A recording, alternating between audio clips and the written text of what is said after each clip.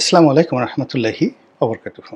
সম্মানিত দর্শক, ডাকসু নির্বাচনে বিএনপির যে পরাজয়, নজিরবিহীন পরাজয়, অপ্রত্যাশিত পরাজয়, এই পরাজয় বিএনপির মনোবলকে ভেঙে তছনছ করে দিয়েছে, এটাই বাস্তবতা।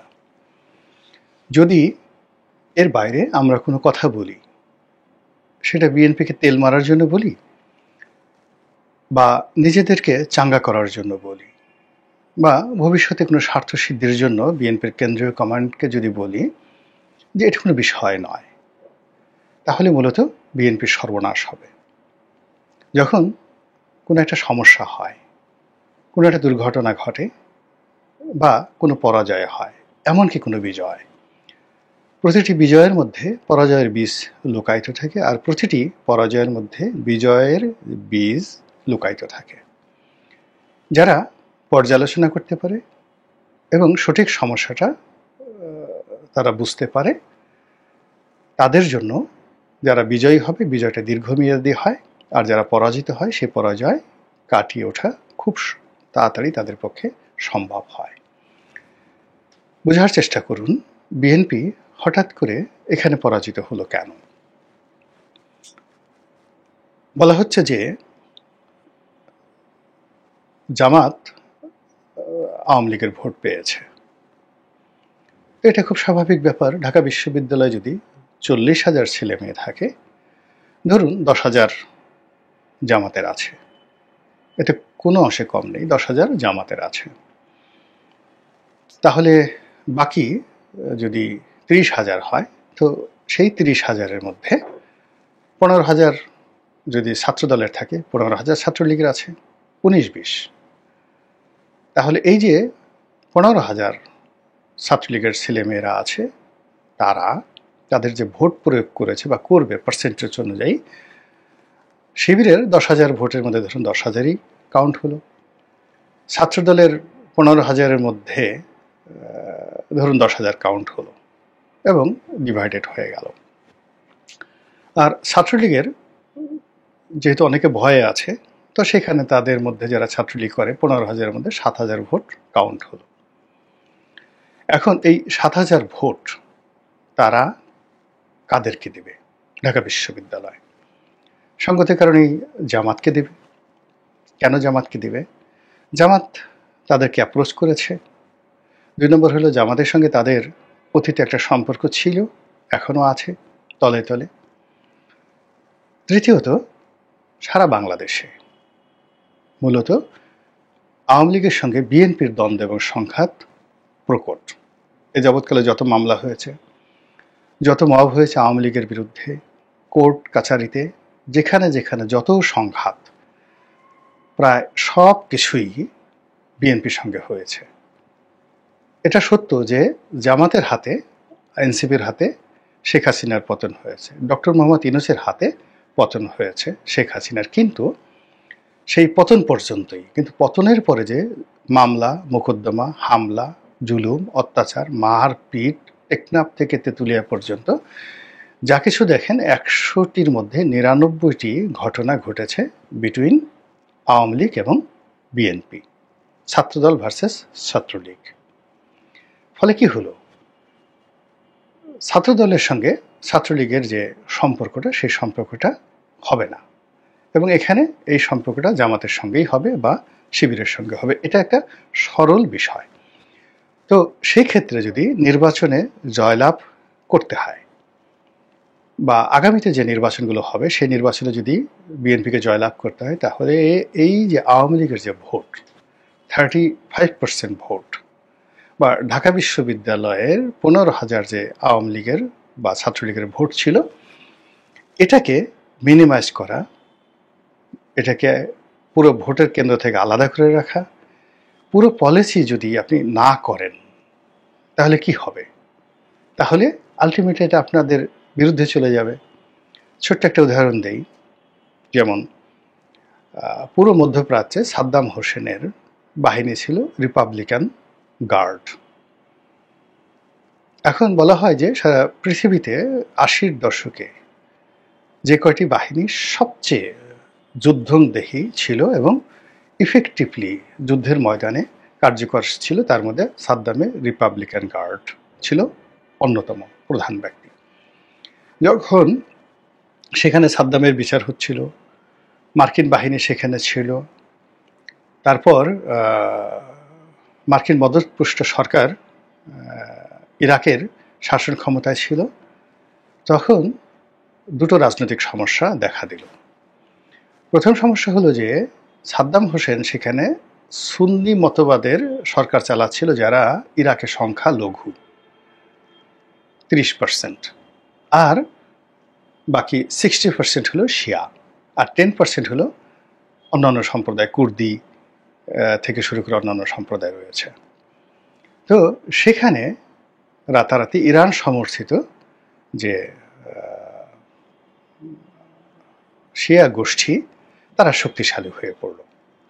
আমেরিকা প্রমাদ গুনল যে এই সাদ্দামের যে রিপাবলিকান গার্ড, তাদের অনেকের কাছে আর্মস আছে, ট্রেনিং আছে, তারা যদি ইরানের সাথে যোগ দেয় এবং তারা যদি যাকে বলা হয় সেই শিয়া নিয়ন্ত্রিত বাহিনীদের সাথে যোগ দেয়, মুক্তাদাল সদর তার সঙ্গে যোগ দেয়, তাহলে আমেরিকা সেখানে টিকবে না, গেরিলা যুদ্ধে টিকবে না। তখন তারা কি করলো? আইএস প্রতিষ্ঠা করলো ইসরায়েলের সহযোগিতায়। সেই আইএস যে গঠন করলো আবু বকর বাগদাদির মাধ্যমে, এবং সেখানে পুরো সাদ্দামের বাহিনীকে আইএস তারা নিয়ে নিল এবং ইরাকের একটা বিরাট অংশ তাদেরকে ছেড়ে দেওয়া হলো। তো ইরাকের একটা বিরাট অংশ আর অন্যদিকে সিরিয়ার একটা বিরাট অংশ ছেড়ে দিয়ে আইএসের অধীনে এতগুলো একটা সাম্রাজ্য প্রতিষ্ঠিত হলো, যারা আয়তনে সিরিয়ার চেয়েও বড় এবং ইরাকের চেয়েও বড়। ফলে কি হলো, ওই ধীরে ধীরে ধীরে ধীরে আইএসকে তারা আবার পরবর্তী লেভেলে ধ্বংস করার যে প্রক্রিয়া তারা নিল, এটা করতে তাদের অন্ততপক্ষে 8-10 বছর তারা সময় নিয়েছে। কিন্তু এই 8-10 বছর সময় তারা ইরাককে বাঁচিয়েছে এই সাদ্দামের বাহিনীর দ্বারা। বোঝার চেষ্টা করেছে দিস ইজ পলিসি। তো সেক্ষেত্রে বাংলাদেশে এখন আওয়ামী লীগের অর্থ, আওয়ামী লীগের জনসমর্থন, আওয়ামী লীগের ভোটার, এরা সবার জন্য থ্রেট, যারা ক্ষমতায় যেতে চায় সবার জন্য থ্রেট। কাজেই এখন আপনাকে এই শক্তিটাকে নির্মূল করতে হবে, একদম নির্মূল করতে হবে, মূল ধারার বাইরে রাখতে হবে, অথবা এদেরকে একীভূত করতে হবে। এই একীভূত করার কাজটি প্রথম দিন থেকে একেবারে ফার্স্ট ডে আগস্টের 5 তারিখ থেকে ম্যাটিকুলাসলি জামাত যেভাবে করছে, বিএনপি এই জায়গাতে হাতই দিতে পারেনি। অথচ বিএনপি যদি যেটা ছিল যে মুক্তিযুদ্ধ বিরোধী যে ন্যারেটিভ, সেটাকে চাঙ্গা রাখতো, মুক্তিযুদ্ধের পক্ষের শক্তিটি যদি চাঙ্গা রাখতো, তাহলে এই যে সারা দেশে যে স্বার্থের সংঘাত, বিএনপি এবং আওয়ামী লীগের স্বার্থের সংঘাত, এই সংঘাতের ফলেও আওয়ামী লীগের ভোটারদেরকে কিন্তু বিএনপি ম্যানেজ করতে পারত, যেটা তারা পারেনি।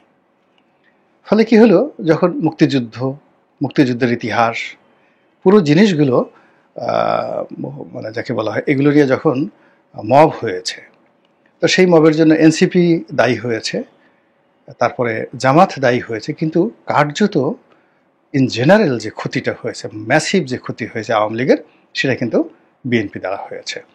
এখন বিএনপি এই ক্ষতিটা যদি আওয়ামী লীগকে পুষিয়ে দিতে না পারে, তাহলে এই পুরো আওয়ামী লীগের যে ফোর্সটি বিএনপির উপর প্রতিশোধ নেওয়ার জন্য হলেও তারা জামাতে যোগ দেবে প্রতিটি নির্বাচনে, এবং যেখানে সুযোগ আসবে এখানে এই ঘটনাটাই ঘটবে। তো এই প্রবলেমটা আগে অ্যাসার্টেন করতে হবে যে আমার শরীরে ক্যান্সার আছে, বা আমাদের এই দেশে করোনা আছে, আমাদের এই দেশে আওয়ামী লীগ নামক একটি সমস্যা আছে, এটা আগে স্বীকার করতে হবে। বিএনপির কেন্দ্রীয় কমান্ড থেকে শুরু করে একদম নিচের যে পর্যায়ে, তারা কখনোই এই সমস্যাটাকে ওন করতে চায়নি, এই সমস্যাটাকে অ্যাভয়েডও করতে চায়নি, আর এই সমস্যাটাকে নিষ্পত্তিও করতে চায়নি। কিন্তু এই সমস্যাটাকে এনক্যাশ আলটিমেটলি এনসিপি করে ফেলেছে। এনসিপির অনেক নেতা যারা নির্বাচনে ভালো করতে চায়, তারা তাদের এলাকাতে আওয়ামী লীগের ভোটারদেরকে তারা আকৃষ্ট করে ফেলেছে। আপনি গিয়ে দেখেন আসিফ মাহমুদ, সজীব ভুইয়া কুমিল্লাতে কি করেছে, একইভাবে অন্যান্য যারা আছে, হাসনাত তার এলাকাতে কি করেছে, সার্জিস তার এলাকাতে কি করেছে, তারা কোনো শত্রুতা করেনি। ওখানে গিয়ে দেখেন তাদের যে সমস্ত এলাকাতে আছে, নাসিরুদ্দিন পাটোয়ারির এলাকাতে গিয়ে দেখেন কি হচ্ছে। তারা আওয়ামী লীগের সাথে কোনো শত্রুতা করেনি, ওখানে বিএনপি ভার্সেস আওয়ামী লীগ শত্রুতার মধ্যে থেকে তারা মজা লুটে নিয়েবে। একইভাবে চরমোনাই পীর সাহেব তারা কি করেছে, তারা আওয়ামী লীগের সঙ্গে বরিশালে কোনো সংঘাতে যায়নি, কোথাও তারা সংঘাতে যায়নি, ওই সংঘাতের জায়গাটা তারা বিএনপির দিকে সরিয়ে দিয়েছে। ফলে কি হলো, এই যে ডাকসু নির্বাচনে বিএনপির যে ভূমিধস পরাজয়, এই পরাজয়ের কারণ হিসেবে এখন মির্জা আব্বাস দায়ী করছেন। অনেক নেতা মানে জামাত এবং আওয়ামী লীগের, শিবির এবং ছাত্রলীগের যে বন্ধুত্ব বন্ধন দায়ী করেছেন। তো এটাই তো হবে, এর বাইরে কি হবে? ইতিপূর্বে তো যে কয়বারই আমাদের রাজনীতির পট পরিবর্তন, পালা পরিবর্তন, সময়ের প্রয়োজনে কি আওয়ামী লীগ বিএনপি বন্ধু হয়নি? সময়ের প্রয়োজনে বিএনপি জামাত কি বন্ধু হয়নি? সময়ের প্রয়োজনে কি জাতীয় পার্টির কাছে বিএনপি যায়নি? সময়ের প্রয়োজনে জাতীয় পার্টি আওয়ামী লীগ বন্ধুত্ব হয়নি? এটা হয়েছে। অতীতে যদি হয়ে থাকে তাহলে এখন কেন ডক্টর মোহাম্মদ ইউনূস আওয়ামী লীগের বন্ধুত্ব হবে না? 111-এর সময় কি হলো? 111-এর সময় যে 111-এর কর্তা ব্যক্তিরা বিএনপিকে মাইনাস করেছিল, যখন তাদের পজিটিভ সময় আসলো তারা কি বিএনপির কাছে সবার আগে যায়নি? বিএনপি তো সেই সুযোগ নিতে পারেনি। মঈনুদ্দিন ফখরুদ্দিন তো অন ট্রাস্ট অর্ডলি অনেস্টলি বেগম জিয়ার কাছে আত্মসমর্পণ করতে চেয়েছে, তাদের কাছে ক্ষমতা দিতে চেয়েছে, এটা ওপেন সিক্রেট। কিন্তু বিএনপি সেটা ক্যাশ করতে পেরেছে? শেখ হাসিনা সেটা ক্যাশ করেছে, ফলে তারা ক্ষমতা এসেছে। এটাই তো নিয়ম। সেই নিয়মগুলো বিএনপি যদি অনুসরণ করতে না পারে, মূল্যায়ন করতে না পারে, তাহলে এই যে ডাকসুতে তাদের যে বিপর্যয়, সেই বিপর্যয় বাড়তে থাকবে। আমি মনে করি বিএনপি বড় দল, তাদের মধ্যে অনেক প্রাজ্ঞ লোক রয়েছে, অনেক জনপ্রিয় প্রার্থী রয়েছে, তারপরে অনেক জনপ্রিয় মুখ রয়েছে, প্রিয় মুখ রয়েছে, সেইগুলোকে তারা যদি সময় মতো কাজে লাগায়। এখন বিএনপির ধরেন তারেক রহমান সাহেবের প্রিয় কেউ হতে পারেন, সালাউদ্দিন সাহেবের প্রিয় কোনো ব্যক্তি হতে পারেন, তারপরে মির্জা ফখরুল সাহেবের প্রিয় ব্যক্তি হতে পারেন। এখন মির্জা ফখরুল সাহেবের প্রিয় ব্যক্তি যে বিএনপির প্রিয় ব্যক্তি হবে, নট লাইক দ্যাট। ধরুন যত কিছু হোক না কেন, এখনও যদি মাহিবি চৌধুরী কোনো একটা জায়গাতে দাঁড়ান, তো সেখানে দেখবেন যে বিএনপির নেতাকর্মী, ছাত্রদলের নেতাকর্মী, 500 নেতাকর্মী চলে আসবে। আর পাশে আপনি যদি বিএনপির অন্য কোনো এখন এই মুহূর্তে যাদের হাতে ক্ষমতা আছে, ধরুন রুহুল কবির রিজভী সাহেবকে দাঁড়া করিয়ে দেন, দেখবেন রিজভী সাহেবের কাছে, মাহির কাছে যে কজন লোক গেছে তার অর্ধেক লোকও রিজভী সাহেবের কাছে যাবে না। এটাই রিয়ালিটি। এখন এটাকে বিএনপি কিভাবে এনক্যাশমেন্ট করবে? আবার ধরুন পার্থ, সে তো আন্দালিব রহমান পার্থ বিএনপির কেউ নন, কিন্তু কোনো একটা জায়গাতে ঢাকা বিশ্ববিদ্যালয় ক্যাম্পাসে যদি রুমিন দাঁড়ায়, তারপরে পার্থ দাঁড়ায়, দুজন দাঁড়িয়ে ডাকসু ভবনের সামনে কথা বলছেন, আর অদূরে ধরুন এখন এই মুহূর্তে ছাত্রদলের যাদের ক্ষমতা, যাদের হাতে ক্ষমতা, এরকম দুজন লোক দাঁড়িয়ে আছে। আমি নাম বললাম না, কাউকে ছোট করলাম না। আপনি বলেন তো, ছাত্রদলের যারা সাধারণ নেতাকর্মী বা ঢাকা বিশ্ববিদ্যালয়ের সাধারণ নেতাকর্মী, তারা কার কাছে যাবে? রুমিন ঢাকা বিশ্ববিদ্যালয়ের ছাত্রী না, পার্থ ঢাকা বিশ্ববিদ্যালয়ে পড়েনি, কিন্তু সাধারণ ছাত্রছাত্রীদের আকর্ষণ কাদের প্রতি থাকবে? এখন এই যে জনপ্রিয় যে মুখগুলো রয়েছে, সেই মুখগুলো বিএনপি তো কাজে লাগায়নি, লাগাচ্ছে না।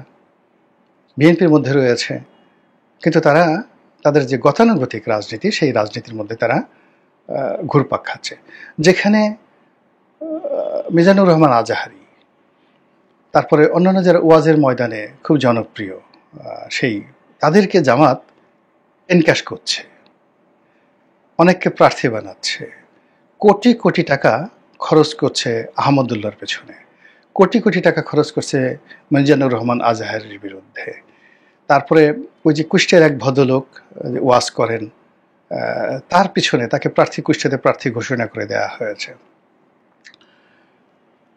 তো এই যে তাদের যে জনপ্রিয়, এখন নেতৃত্বের দিক থেকে দেখা গেল যে ডক্টর মাসুদ, তারপরে অন্যান্য যারা আছেন, হামিদুর রহমান আজাদ, তারপরে শেষে সেলিম উদ্দিন, এরকম আবদুল্লাহ তাহের, এরকম ১০ জন জামাতের যারা শীর্ষ নেতা রয়েছেন, তো তাদের যে নেতৃত্বের গুণাবলী, দলের প্রতি কন্ট্রিবিউশন, দলে তাদের যে গুরুত্ব, সেই দিকে যদি চিন্তা করেন, তাহলে মিজানুর রহমান আজহারী বা অন্যান্য যারা আছেন দলে, তাদের ওজন যদি আমি আগে যাদের নাম বললাম ১ মণ হয়, এদের ওজন ১ কেজিও নয়। কিন্তু যখন মঞ্চ সাজানো হয়, যেহেতু মঞ্চের অডিয়েন্সের আকর্ষণ মিজানুর রহমান আজহারীর পক্ষে, তখন তারা করে কি, এই সিনিয়র নেতৃবৃন্দ তারা হাত ধরে তাকে সেই যাকে বলে শাইখুল হিসাবে, অর্থাৎ অনুষ্ঠানের প্রধান মেহমান আজিম হিসাবে তাদেরকে যে কদর করা হয় এবং তাদেরকে যেভাবে তোয়াজ তদবির করা হয়, আলটিমেটলি এই জনপ্রিয়তাটা চলে আসে জামাতের পকেটে। অথচ মিজানুর রহমান আজহারী যেখানে ওয়াজ করতে যায়, সেখানে বিএনপির অনেক লোক আসে, আওয়ামী লীগের লোকও আসে, এবং তারা এই বিনয় দেখে তারা জামাতের প্রতি অনুরক্ত হয়ে যায়। অন্যদিকে বিএনপির যে সকল মানে পরিচিত মুখ রয়েছে, যে সকল সম্মানিত মুখ রয়েছে, যে সকল জনপ্রিয় মুখ রয়েছে, সেটা গায়ক হোক, শিল্পী হোক, রাজনৈতিক নেতা হোক, বুদ্ধিজীবী হোক, তাদেরকে কি করে গুটিয়ে গুটিয়ে গুটিয়ে গুটিয়ে শেষ করে দেওয়া হয়। এটার মানে মানে বাস্তব উদাহরণ তো আমরা দেখতে পাচ্ছি। এবং তাদেরকে কোনো একটা অনুষ্ঠানে ডাকা হচ্ছে না, কোথাও তাদের হাতে মাইক দেওয়া হচ্ছে না। এই ঢাকা বিশ্ববিদ্যালয়ে যদি ফজলুর রহমান ১ ঘন্টা বক্তব্য দেওয়ার সুযোগ পেতেন, জাস্ট 1 আওয়ার, শিবির সারাদিন ওয়াজ করেও সেই ঢাকা বিশ্ববিদ্যালয়ের চত্বরকে আন্দোলিত করতে পারত না। ওই ঢাকা বিশ্ববিদ্যালয় হাবিবুর রহমান হাবিব যদি বক্তব্য দিতে যেতেন, আমানুল্লাহ আমান যদি বক্তব্য দিতে যাইতেন, ফজলুল হক মিলন যদি বক্তব্য দিতেন, যদি ওখানে নাজিমুদ্দিন আলম বক্তব্য দিতে যেতেন, মন্ত্রমুগ্ধের মতো মানুষ সে বক্তব্য শুনত ওই বিশ্ববিদ্যালয়ের ক্যাম্পাসে। আচ্ছা, যদি সানাউল হক নিরুকে মুভ করানো হতো, নিরু ভাই আপনি পাগল হয়ে যেত ছাত্রদলের পোলাপান। এখন নিরু সাহেব নমিনেশন আপনি দিবেন না, তাকে দরকার নেই। কিন্তু এই সময়তে তো ঢাকা বিশ্ববিদ্যালয়ে সানাউল হক নিরুকে দরকার, মালেককে দরকার, রতনকে দরকার। মালেক আছে কিনা আমি জানি না, কিন্তু রতন তো আছে, কামরুজ্জামান রতন এখনো তো পার্টি পলিটিক্সে আছে। তো এত বড় একটা নির্বাচনে কেন তাদেরকে মুভ করানো হলো না? ঢাকা বিশ্ববিদ্যালয় কেন মুভ করানো হলো না? ছাত্র রাজনীতি তো এরা কিংবদন্তি। আচ্ছা, ওই যে এহসানুল হক মিলন, তার সাথে তারেক রহমান সাহেবের সম্পর্ক ভালো না, আমরা জানি। তাকে মনোনয়ন দেওয়া হবে না, ওখানে অন্যজনকে মনোনয়ন দেওয়া হবে, তাও আমরাও জানি। কিন্তু ঢাকা বিশ্ববিদ্যালয় ক্যাম্পাসে ছাত্রদের মধ্যে, তরুণদের মধ্যে এহসানুল হক মিলনের যে জনপ্রিয়তা আছে, এটাকে কেন বিএনপি ক্যাশ করলো না, কেন করবে না? তাকে আপনি আচ্ছা মতো পরে পুতা দিয়ে গুতা দেন, তাকে বহিষ্কার করেন, যা ইচ্ছা তাই করেন, অপমান করেন, ঘরের মধ্যে নিয়ে করেন, কিন্তু তার যে আজকের অবস্থান এহসানুল হক মিলন, এ তো ছাত্রদলকে ব্যবহার করে, সে তো বিএনপির মন্ত্রী ছিল, কিন্তু বাইরে মিডিয়াতে যান, অন্য জায়গাতে যান, যেখানে যান সেখানে তো ক্যামেরা তো এদের দিকেই থাকে, মানুষের চোখ এদের দিকেই থাকে। সেটা কেন বিএনপি ব্যবহার করতে পারছে না? এই জিনিসগুলো বিএনপিকে স্যাগ্রিগেট করতে হবে, আলাদা করতে হবে এবং মূল্যায়ন করতে হবে। না হলে যে দুর্ভোগ শুরু হয়েছে, সেই দুর্ভোগ ক্রমাগতভাবে বাড়তেই থাকবে। মহান আল্লাহ আমাদের সবাইকে হেদায়েত দান করুন এবং হেফাজত করুন। আসসালামু আলাইকুম ওয়া রাহমাতুল্লাহি ওয়া বারাকাতুহু।